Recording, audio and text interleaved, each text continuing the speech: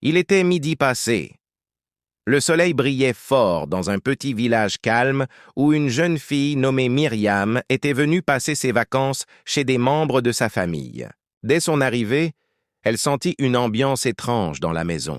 Tout semblait normal en apparence, mais les regards, les silences et certaines conversations laissaient place au doute. Chaque nuit, elle faisait des cauchemars. Elle rêvait de serpents, de chaînes et de gens vêtus de noir. Et chaque matin, elle se réveillait fatiguée, comme si elle n'avait pas dormi. Ce que Myriam ignorait, c'est que depuis le jour de son arrivée, certaines personnes de la maison avaient commencé à faire des rituels contre elle. Ils avaient vu sa lumière, sa destinée, et leur jalousie était si grande qu'ils avaient juré de la détruire spirituellement.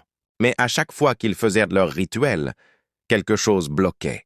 Leurs bougies explosaient, l'encens s'éteignait, parce que chaque nuit, à genoux dans sa chambre, Myriam priait avec foi. « Seigneur, je ne sais pas ce qu'ils font, mais toi tu sais.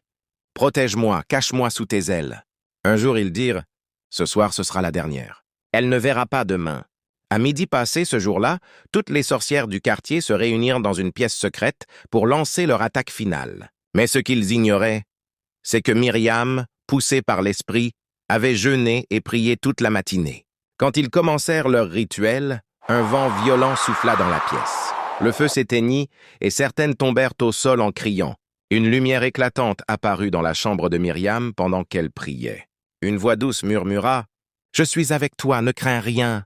Le soir même, 3 des sorcières tombèrent malades.